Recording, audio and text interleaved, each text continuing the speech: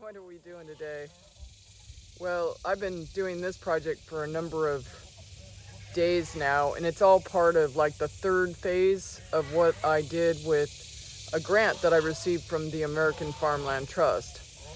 And so you may be aware of last year there was a terrible drought here in Texas, and my entire 5-acre lake dried up. So I'm making measures so that won't happen again, if at all possible. So I put in 2 culverts and I restocked the lake, and now I'm making a drainage via a prime pump, just prime with water, to move excess water from the pond to the lake. And so I just want to show you my progress in trying to lay pipe from the pond to the lake.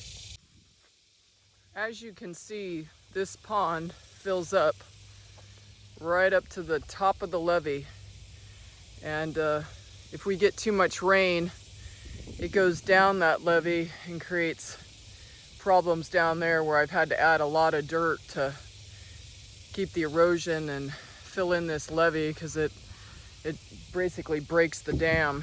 So my solution is really twofold. Not only will the pump prevent this pond from ruining the levee over here, because that's where it goes over, but it will actually help supplement the water supply to the big lake. I don't know if you can appreciate it, but you can actually see all the fish swimming around this pond. So the water's quite clear. And earlier this year, I dug out the far side because I was trying to increase the capacity of this pond, and it worked to a certain degree. The ultimate goal is to trench through that culvert over to the lake and feed what extra surplus water I have from the pond over to the lake. So it's another day out in the field working on the plumbing. So you might ask yourself, how do you know when the humidity is really, really high? It's when it looks like you've taken a shower in your clothes and your horse looks like that.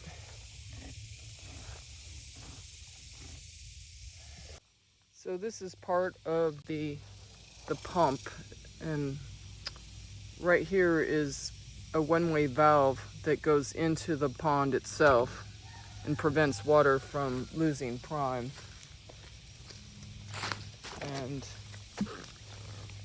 this is where I add water to actually prime this pump.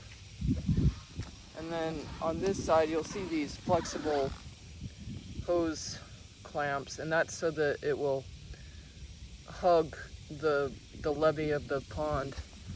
And this right here is the valve, so I can actually shut off the drainage when I wish to. And this whole setup cost about $100, the most expensive part being the valves, the shut-off valve and the one-way valve. So as you can see, it goes along the levee, down the levee. That's where you prime it there. I have a little cap for it as well.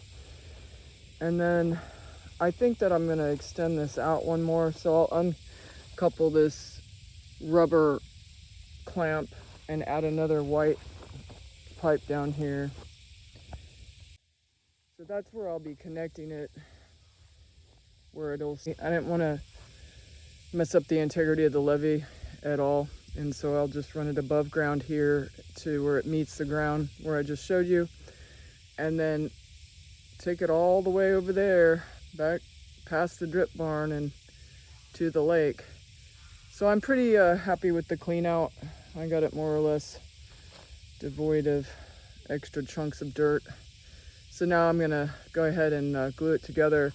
Now I've pre-primed everything. I sanded it, and then I put primer on it on the pipes that I'm gonna directly glue today.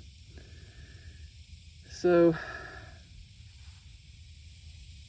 also I these bells, I mean, if I wasn't OCD about everything, I could just technically just pop the two ends of the pipe together like so and not glue it at all. But just in case at some point in time I want to go ahead and put a pressurized pump up there, I have the option to do so, because God knows I'm not going to dig this pipe back up again and dig another trench by hand.